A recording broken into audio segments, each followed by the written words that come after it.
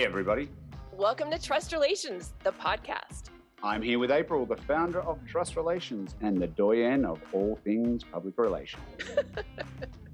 And of course, we're joined by the wonderful Hamish, our marketing lead and expert in the space, who I like to call my marketing other half.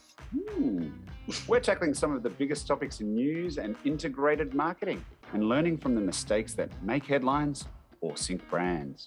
So join us as we have a chat about what works, what doesn't, and what we have to say about all of it. So Hamish, how are you? And your sound effects. Very good. It's like somehow kind of creepy. Like it was. I'm going for the ASMR new fad. I'm just going to do weird sound effects from everywhere today. Wow. Okay. I can't wait. This is amazing. It's going to be the best podcast of all time. Starting with a whisper, not a bang. That's right. Hi, everybody. Why is it so creepy when you whisper? I don't know. What does it say about your childhood with whispering? And next you'll tell me you're scared of clowns. I'm not. Clownophobia or whatever it's called. No, it's not called clownophobia. It's called something else. I'm well. Here's a real question. How was it meeting me in person? Was I exactly as you expected, or was there something about me that was different? I ran for the hills, people. It was delightful. It was really good to meet you after all these years of virtually chatting and speaking on phones and emails and Slacks. Really good. It felt easy. And were you what I expected? Absolutely. But with more energy. You pack more energy than you seem to even on screen. The screen can't hold my energy. Was that what you're saying? That's right. No, I loved it. It was a really good trip over there. Feels like a long time ago already. But no, really good to meet you, a couple of members of the Trust team. The family, that's right, and meet some clients face to face. That seems still very foreign, doesn't it? It does. Meeting people face to face.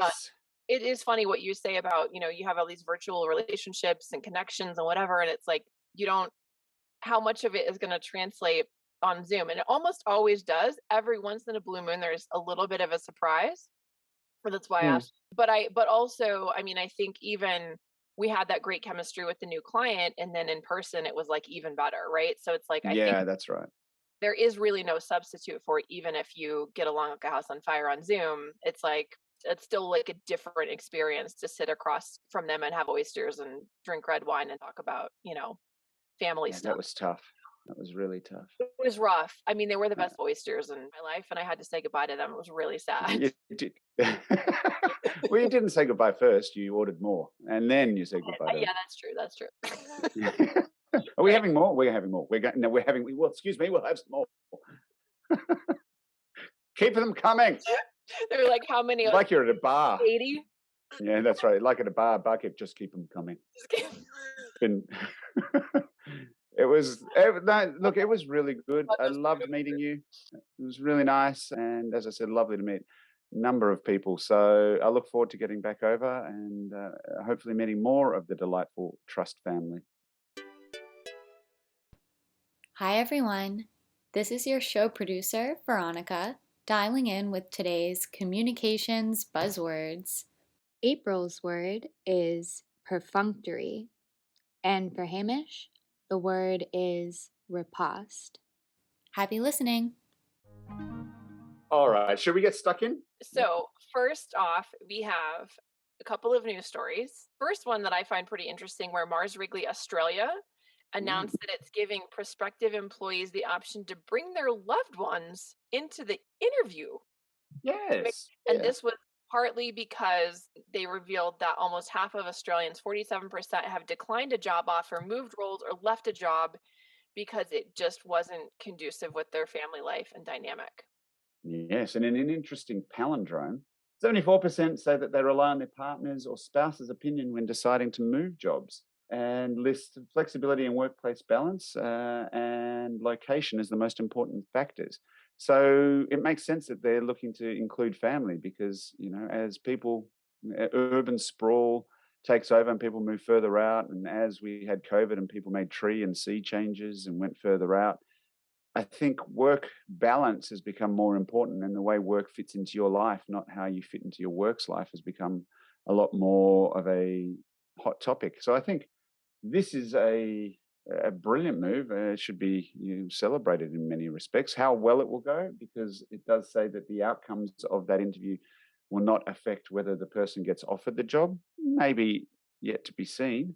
It's a very interesting onboarding process. I would see it more as an onboarding than as a interview part, because it does Yeah. say the loved one interview will be rolled out via a virtual interview where candidates will be asked whether they or their loved ones have any questions for the company to help support the flexibility they need to enjoy what is important to them. The information provided will not impact the outcome of an application, but is designed to ensure candidates feel confident that Mars Wrigley is the right fit for them. Hmm. So, if that's the case and it's not going to impact their application, wouldn't you say it's an onboarding process? Because if you brought your partner, spouse, whomever onto the call or Zoom with you, and they were a little bit out there and really tanked your interview for you, I can't see that going well. I was literally having the same thought. Like, would I want a partner if they're not as outgoing as me, or as personable or sociable, or well Well, spoken? if they don't Or complement what they your don't, professional persona is. right? What if they don't? Right? What if they just don't do you any favors? Then you Mm, added sort of a. But on the other hand, what if you have a partner or a spouse that is way more outgoing and personable than you? What if you get the job because you bring your like the your A game? best energy. Yeah. Mhm. That's a good point. And what if you bring your trophy husband or trophy wife onto the call? Yes, I'm a 55-year-old guy. I'd like to introduce you to my 22-year-old wife.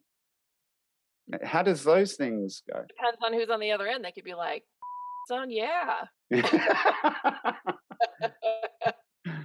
Yeah, that's true. So I think it's an interesting play. I think it's a shift in dynamics. And I think that it's probably not the first or last we'll see of this type of thing being rolled out with more inclusive workplace process. And in the past, it's been cyclical. There's been creches at work, and there's been bring your kid to school day, bring your kid to work day, even, and all of these other initiatives. Bring your kid to school day is almost every day. Yes, that's right. I bring myself every day. My inner child gets out, people. God, that was so creepy again. It's like it's like 3 in a row. Mm, I'm sorry. I'm No, gonna have you're to not work on creepy. that. No, nothing Mm. about you is creepy. Okay, Not that was at all. that was really Um, but I think, look, I'd like to see this have more positive impact. And I would say that this is also, if we boil it down through our marketing and PR lens, a really clever way to show social responsibility and to engage an audience which is younger and more attuned to the non-financial and non-workplace components of a job. And I think that there's more and more attention shifts towards that over the years, and has already. This is a clever lens to get people to look through.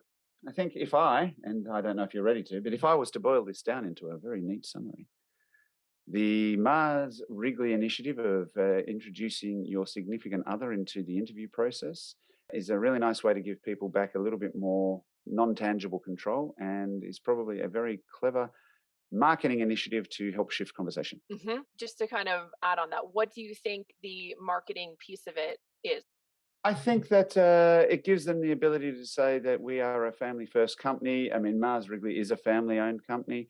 So to say that they're putting family first, The proof point for that, basically. it is basically a proof point, and it's walking the talk. It's making sure that, if they want to espouse their family values, then they need to be doing that at the front line. And I think that it's also a clever way of shifting conversation. Maybe they're not paying people as well as their industry peers. Maybe they're doing other things. But what they are saying is, we recognize that money isn't everything to you. We understand that family or location or work flexibility or these other things, which are just as important to you, are important to us. And we want to make sure that you feel that. I And like so I think that that also gives them, probably from your point of view, a standing platform to go out and put articles like this into the press and yep, get their name back out there. agreed. Yeah, and it's good for award entries too. If they're going to try to do best places to work and things like that, this is a great proof point Mm, for something like that. So, yeah, very clever. hmm So thanks. I think, look, Is it I like it. I how's think it's your word of the day? espouse. No, it's not. All right, we have Rachel. I'm going to let her in. Oh, okay. I better calm down. No, it's much more fun this way. So, Rachael Stockton is the founder and leadership coach at Inner Compass Leadership. She's here to discuss her career in tech and cybersecurity marketing, advice for female professionals and others in the industry to manage imposter syndrome, and something that I think all of us know very well, burnout syndrome and work life balance. And not burnout syndrome, just burnout in general. But I guess it could be a syndrome. It 100%, could be. I think the fact is burnout is burnout. Let's maybe start there because I feel like that's something people really suffer from, especially if they're now working from home a lot. I think the work life balance is really tricky and people are just, not able to catch when they're working until 10, 11, 12 on accident. So, what are some of the symptoms of burnout? How do you know that you've hit that point or Yeah, that you're about to, or like any warning signs pre burnout? definitely. The thing about burnout that I think people don't understand is it actually takes time to get there. So Hmm. you have the opportunity to recognize different symptoms that are happening in your life. But oftentimes things are getting so stressful, you can't recognize it. You start to get on this, on this ongoing path of working too much, of starting to disconnect from others, feeling exhausted, not just mentally, but physically or emotionally. Your Hmm. temper can become very short.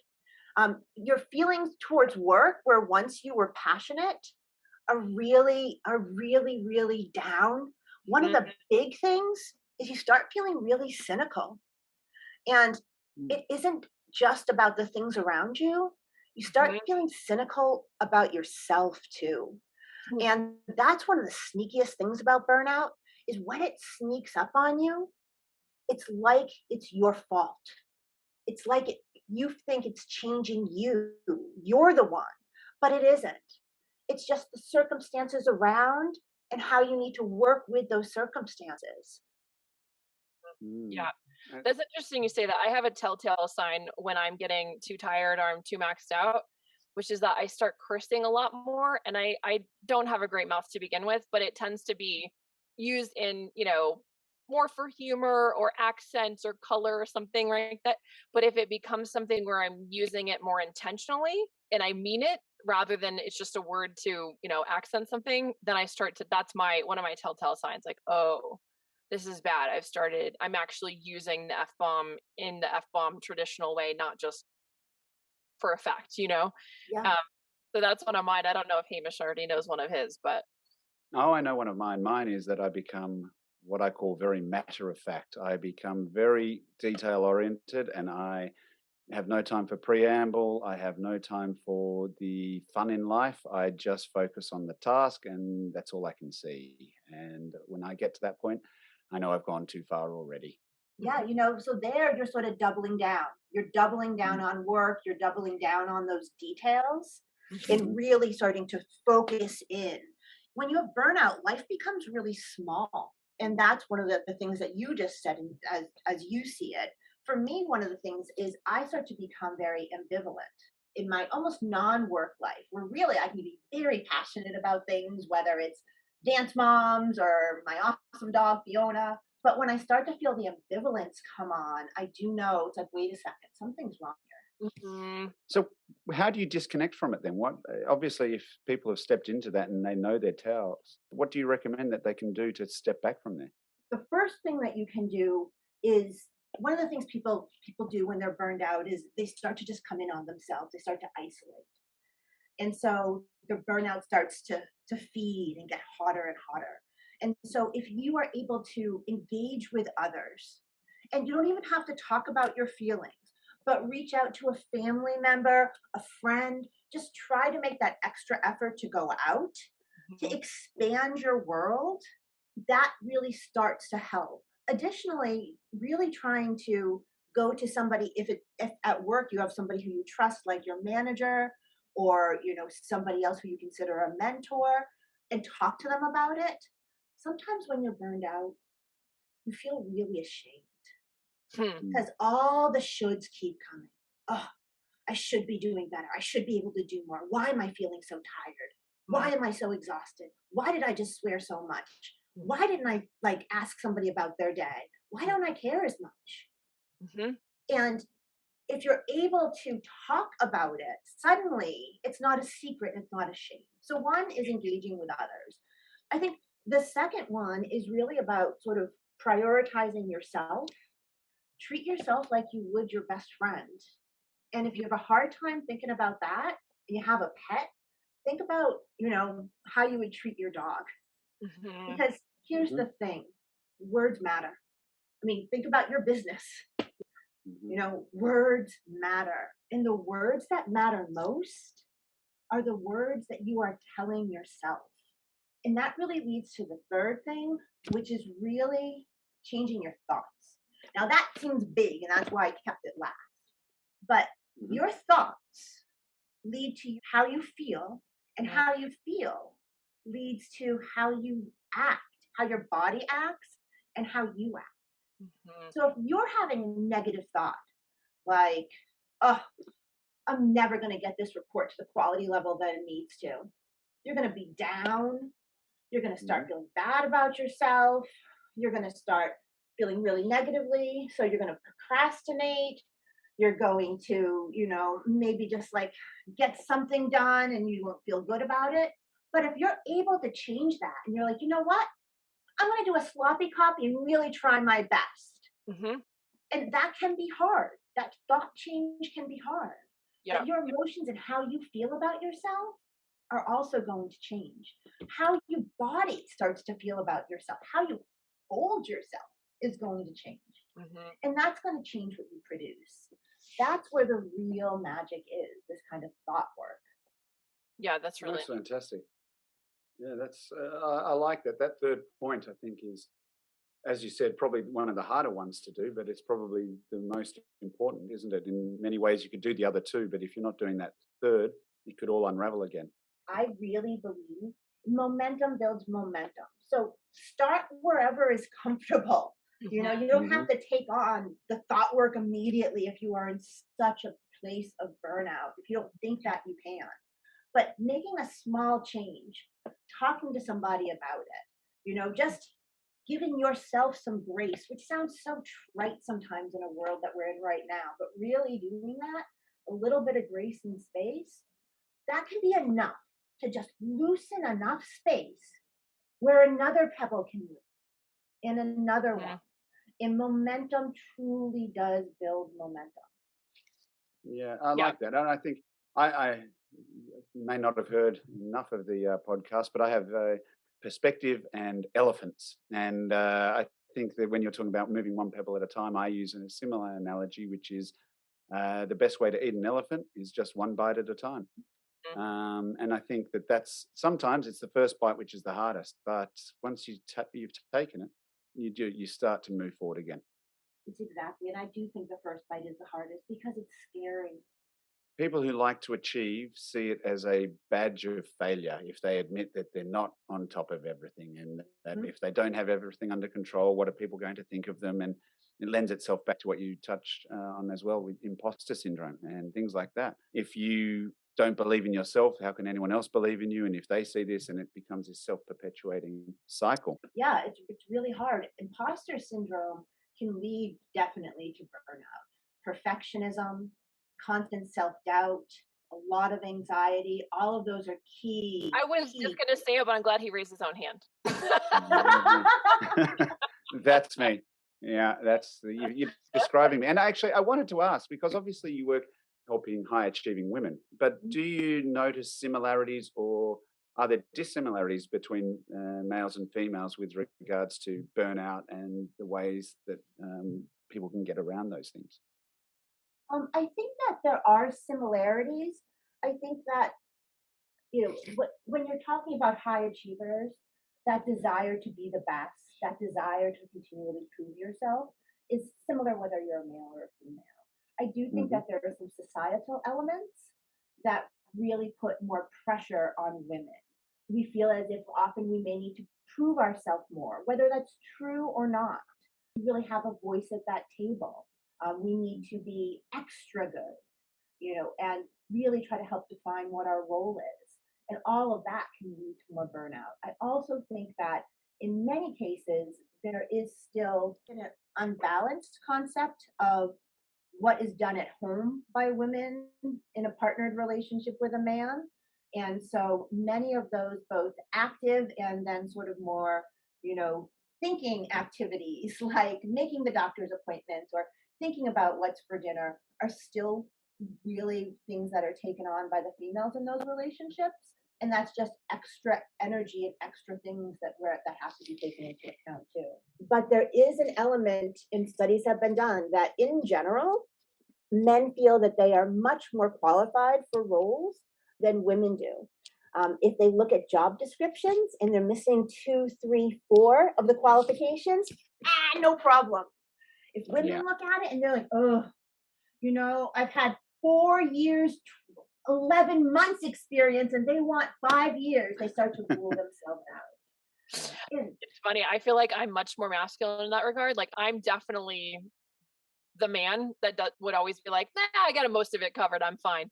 Um, but I have heard that and I've seen it, being No, a I've Tom. read that study as Yeah. well. And I remember being like, oh, yeah, it's almost that fake it till you make it. And it's like, oh, well, okay, I don't have that. But I also have this thought in the back of my head that says, if I'm not challenged going into this, well, why am I going into a new job? I'm not going to grow.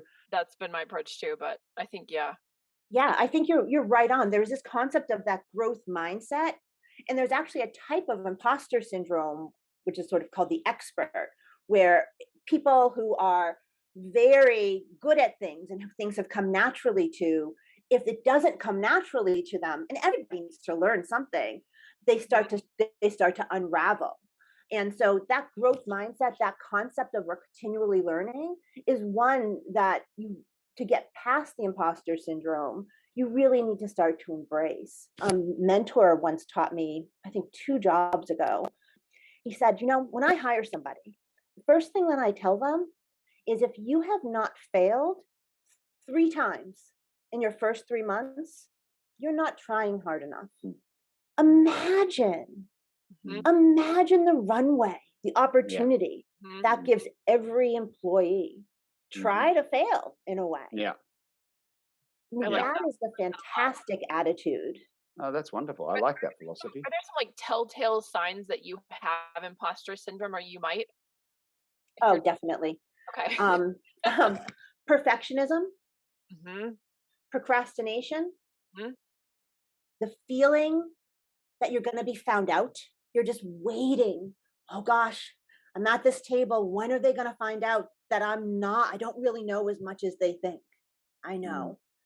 That little voice that may sit on your shoulder that's telling you you're not really good enough. hmm Those are some of the big signs.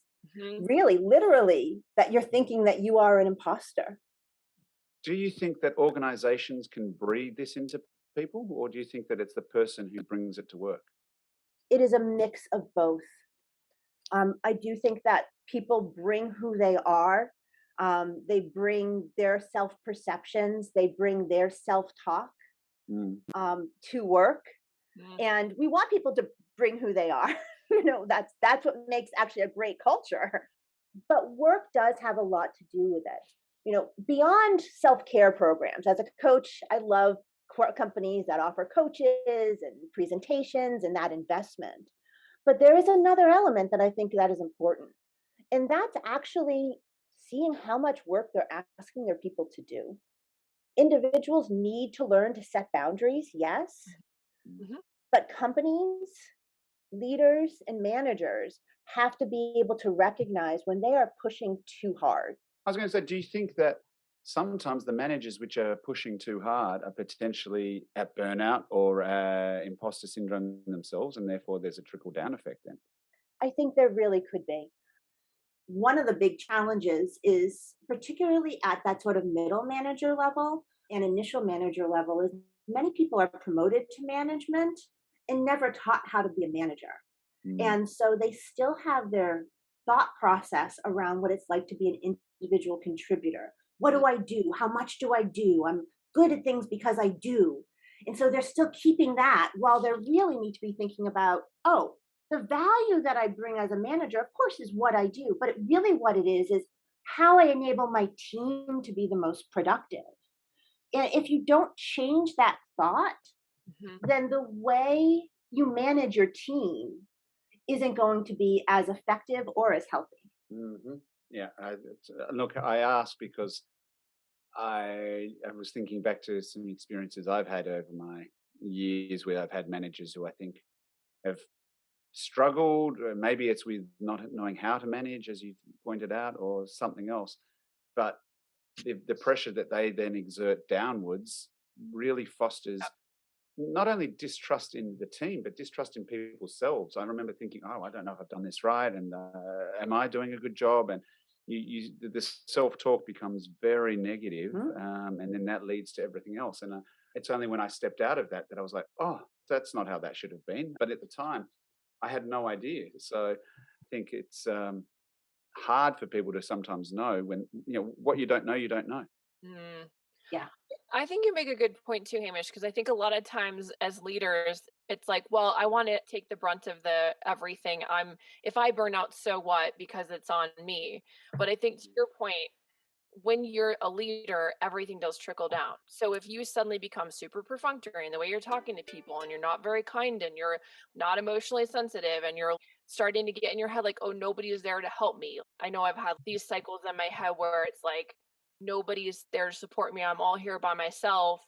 And then that leads to not actually looking for when that person is there to to like pick up the slack or whatever. And so you got to remember that if you're starting with things here and you get burnt out and you start cussing more, everything spills out from you on everyone else, then suddenly that becomes a culture problem, which becomes a brand problem. And I think that kind of goes back to your whole point of your business, right, Rachel, where it's like, it all starts with you. Yeah, it does. It all starts with you. I mean, leadership can be really amazing, and leadership can be really lonely and isolating as well. Hmm. And because of that, I think that leaders are very prone, for a variety of reasons, but are very prone for the reasons you said, April, to start having burnout, to even still have this imposter syndrome, even though everybody is looking up to them and may never guess. We love the people we work with. If we see them starting to suffer and we're like, whoa, wait a second, I need to take care of myself, I need a day off, that feels really weird, Yeah. but it has to start there. Yeah. I agree. Yeah, sometimes it feels like, oh well, what example am I setting if I take a day off because I need to? But I think it's a very good example. It's just sometimes so hard to see Yeah. the forest for the trees that you think, oh, I can't do this. And do you have any tips for people when they catch themselves in those negative thought cycles or things? Are there, proven methods for how you break those cycles and get out of those negative thoughts about I'm in it all alone or nobody cares or nobody's as good at this as I am, or I mean whatever it is, right? Like nobody else can do this but me. I'm the only one that has the expertise, or how do you catch that you're doing that? Because I know a lot of times it's subconscious stuff that's just popping up into the conscious and making a mess. Yeah, I think the first thing is being able to recognize it. And that takes practice. If I'm really feeling like, all right, wait a second, what's going on with my mindset here? And I'll just make a tick mark for, like the first few hours of the day every time I'm having a negative thought. So I'm starting to become aware of it. Then I'll try to have a little space. Have the thought, have some space. And then have the thought, have some space, and then be able to think, what are other options? Mhm. And this is hard to do sometimes in the moment which is why you really need to sort of practice it. Yeah. But there's an element of, what are all those other options? What is the data really saying? Truly, Yeah. is there nobody else who can do this? Like, look, capture that data. Try to question yourself. And those are some of the things that are going to start to become tools that you can use. You're going to strengthen that sort of muscle over time. But the key piece first is awareness. And then that second piece is space. That's really nice. That's a nice summary.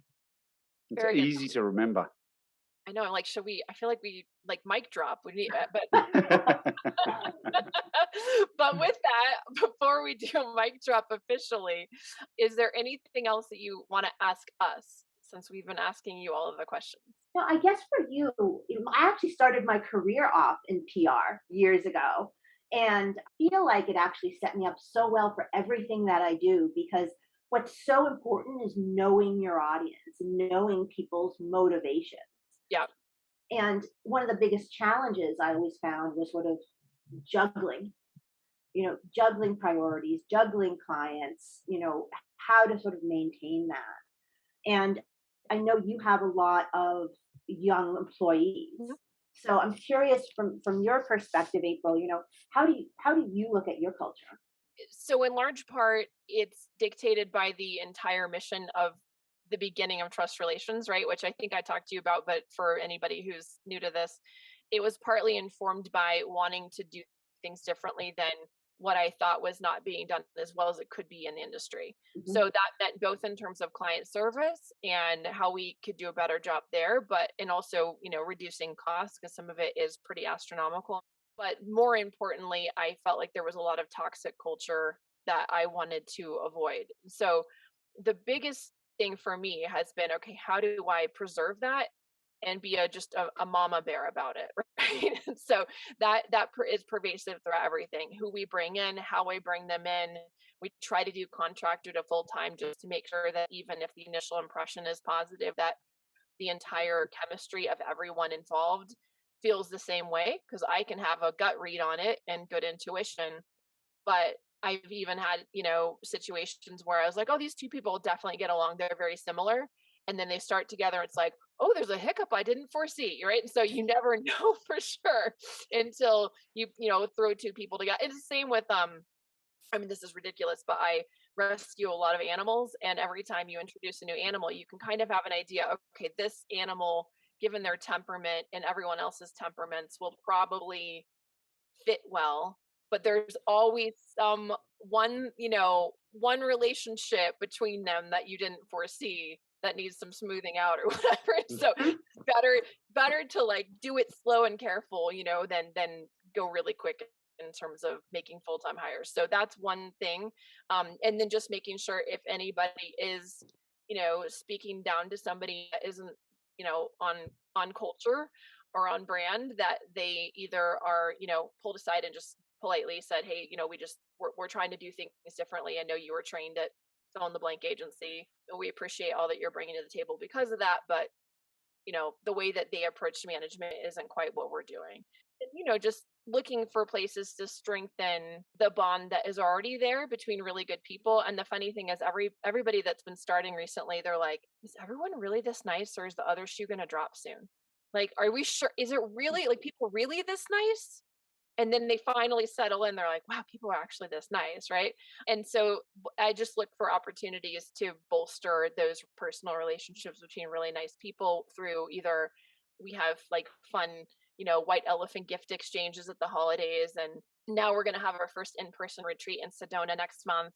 That'll just even more strengthen this, feeling of family, I think, that we're fostering. Yeah, as you're talking, two words come up. One is respect. And then the other one, of course, is sort of where we started and where you started, which is trust. Yeah. Because if you have a team, oh, now I feel a little bit emotional. If you have a team that really trusts and respects each other, Yeah. I mean, you're going to, of course, get the best work, but they are going to be so happy and they're going to go the extra mile. And if we talked about trusting yourself, but if you trust and respect yourself, I mean, Yep. then the world is truly your oyster. That's Yeah. right. All right, I have one other question. What is your favorite encore song to play in your cover band? Good question. Oh, Very good question. it's still developing, but at the last gig, it was "Turn Me On" by Norah Jones. Nice. They were like, one more. And I was like, what do you think, guys? Yeah, nice. Excellent.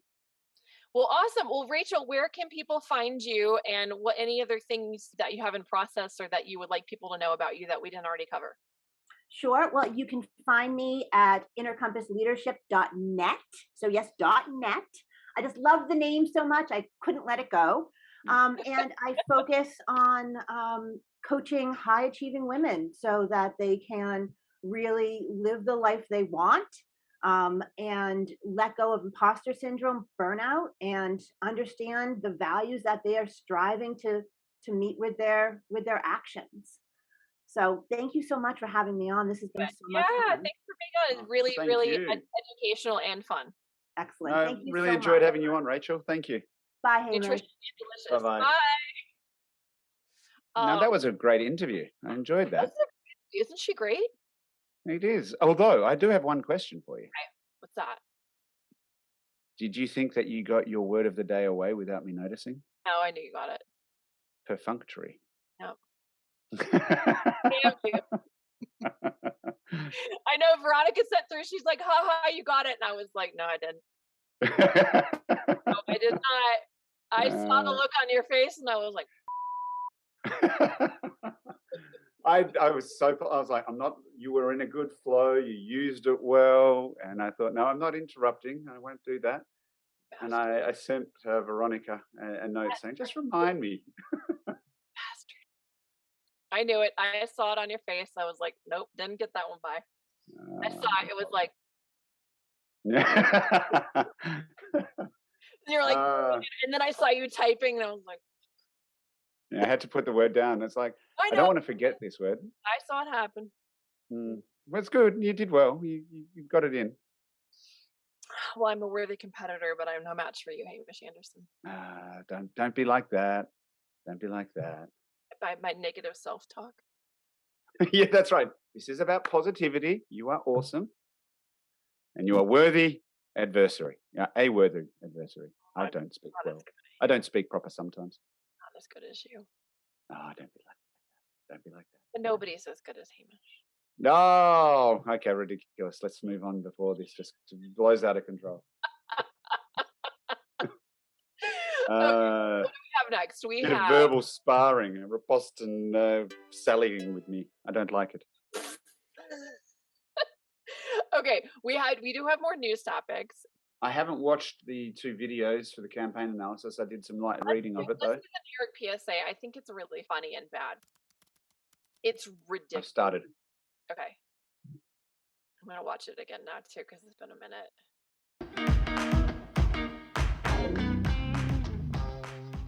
Okay. Was that the best thing you've watched so far today? I mean, I know it's early, but still. Wow. I like the fact that she's just so laissez-faire about him, blasé. So there's been a nuclear attack. Don't ask me how or why. Just know the big one is hit. I know. What? Creepy. It's weird. What? I mean, wow. Okay. I don't even know where to start with this. Okay. One, why was there not a disclaimer at the front of the video that said, this is a PSA or this is something that is actually not real? Because if you're watching that and the TV's on in the background or your computer's running in the background and you hear that while you're cooking, you're going to freak the out. No, people were legitimately scared. They thought it was implying that there was a real one. Yeah, I can understand why. So it leaves all these New Yorkers worried and baffled. And they were like, but it's a nuclear attack. It's like and all the advice is like treating it like it's a tornado. Like, the only thing that's different is like take off your clothes if you were in the nuclear blast and wash and take a bath and like put them in a bag. It's like, go inside. Don't come out until it's safe. The car's not good. Like, who's like, oh, it's a nuclear attack, I'm gonna just like be out and about and do my thing. Now, I like the fact that if you had a nuclear blast in New York, they're expecting that the windows are all going to be intact and that you're not going to have radiation dust everywhere anyway. Mayor Eric Adams says he doesn't believe the video was alarmist, telling reporters, "I'm a big believer in better safe than sorry." Please. There's nothing that's not alarmist about that. Where's the imminent threat of nuclear attack suddenly coming They're from that they needed a not. PSA? The city's emergency management deputy commissioner, Christina Farrell, said the video isn't tied to any specific threats. It's about raising awareness of something most people haven't given much thought. There's no overarching reason why this was the time we sent this out, she told the Associated Press. It's just one tool in the toolbox to be prepared in the 21st century. Then have a disclaimer at the front. This is What? just a drill. Why even put the effort into it? It's like It so ca- bizarre. The problem is now, though, if you look at this from a marketing or PR point of view, the fact that this is now going around the news traps and it's in AP and it's being picked up around the world, you're definitely not making New York a must-see destination on people's Oh, it's holidays list. terrible for tourism. It's terrible for people who are already thinking that they don't want to pay $8,000 a month for, a Manhattan apartment. Yeah. It's like, what are they doing? And then they said at the end that the mayor said something about he's always prefers to be Better mayor, safe than sorry. and he said he doesn't believe the video was alarmist. I'm a big hmm believer in better safe than sorry. Can I say, from every point of view that I can think of, if there's no imminent threat, New York being on the East Coast, which is away from anywhere which is currently a hotspot in the world, really, it just seems really tone deaf and being poorly executed. Yeah. Tone deaf, poorly executed, and yeah, distasteful. Yeah. And it's like, why New York? Why, if it's really something that people need to know about, it should be an American, American, national, yeah, national. not like New York specific. It makes it it's a real big blunder. Bom, bom. Very sad. Very sad. Bringing you back the sound effects. I love New York. That was very good. Very good sound effect. Thank you. Thank you. Oh Lord. Okay. So with that, should we move on to campaign essentials? Yes, I would like to talk about something today. Would you enlighten us on key factors in mastering SEO? Yes, get an agency who know what they're doing. End of speech. Thank you. No, something that I've been asked a couple of times recently, and which has actually come to light, and which may be why I've been asked a few times, is does the CMS that you use or the content management system that you use for your website actually affect your search rankings? And there's been a couple of articles written. There's one in the Search Engine Journal, and look, I agree with the findings that have come out, which is that there's no evidence that the CMS actually impacts your search rankings. But what I think is important to actually use as a distinction is that how you use a CMS will affect what you do on search, and it will affect your search rankings. Mhm. Whilst it's not the fault of the CMS, how you utilize the tool does have an effect. So if you're using a CMS to update your website and you find it very unwieldy, or you find it's hard to update certain things and therefore stop updating your website as much as you should, that search signal to Google is, well, you're not updating your site, therefore you're not investing time into it, and therefore there's not a lot of fresh content. Therefore, you aren't to get the search ranking that you may otherwise deserve because you're not updating things. Or it might be that you are using a site where it might be a templated site that's using a cookie cutter style approach. Maybe it's a Weebly or which is part of Square site, and you've got limitations on what you can actually put in, a number of keywords you can put on your site, or the different plugins that you can put into it that will actually help you with your search and giving you insights into what you should be targeting or how well a page is performing. All of these factors that actually are a part of a CMS will play a part in how well you actually utilize that system, and then therefore how well you do perform in search. So I think that the key takeaway here is not that the CMS per se is to blame. It's how well it enables you to use it that will impact your search rankings. Yes, please. I have a question up the back there. Is your word of the day ipso facto? No, I got my word in ages ago, Did not. but I did. Stink. Yeah, I did. I even made a little bit of a play at camera for you. Repost was my word of the day. Repost? When did you say repost? I said I've been enjoying this, a little bit of verbal sparring or a post, a bit of sallying back and forth. Oh yeah. Alright. Sorry. I'm very upset. Now we all know your word of the day. Yes, perfunctory. You used it in a perfunctory manner too. It was very good. I did a very good job. You did do a very good job. But I've extended my lead today. That's the most important part. Very upset. Okay. So, April, there's Yes. something sad I have to announce. I don't want to hear it. It's the end of Communication Buzzword. No, It's the end of season 1. no. I know. It's gone too quickly. But there's some good news. I won. Yeah, you won. We're back in Fantasyland. It's your favorite place. But I won. Yes, you won. I win. I'm the winner. Everybody out there, let's say April was the winner of Communication I won Buzzwords. Communications Buzzword. And I will just be the grand champion. What this is has the been final fun. total since I know you won? Today I went in with 16 points and April went in with 14 points. However, April got 1 point because she used her word, moving her to 15 points. I moved to 18 points because not only did I use my word correctly, I heard hers. So that puts me on 18 on April on 15, extending my lead to 3 points.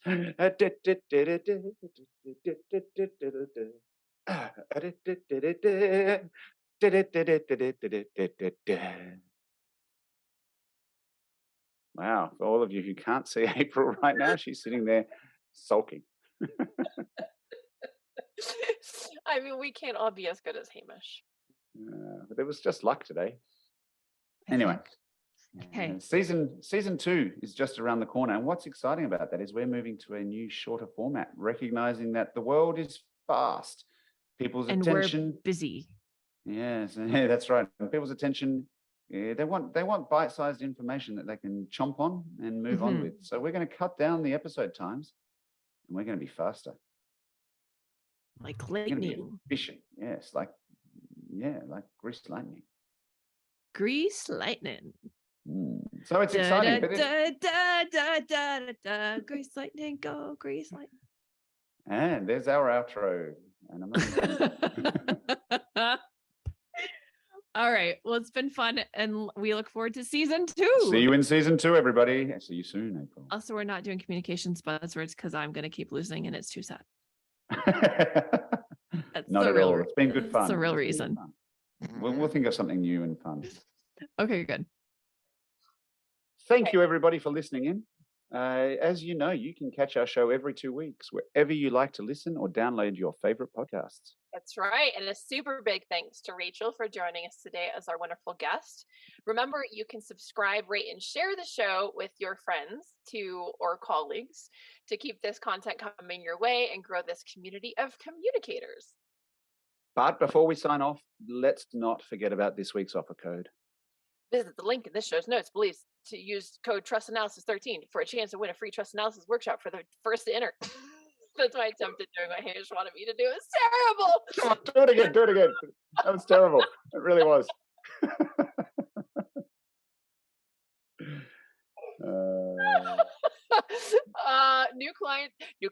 New clients qualify and terms and conditions apply.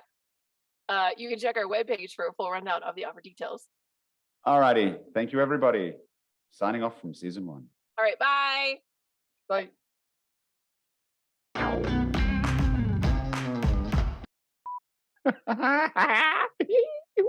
It's creepy again. What is happening? Today is creep day. It's I guess it is. bring your creep to work day. Like 80s horror version of Hamish. What is happening?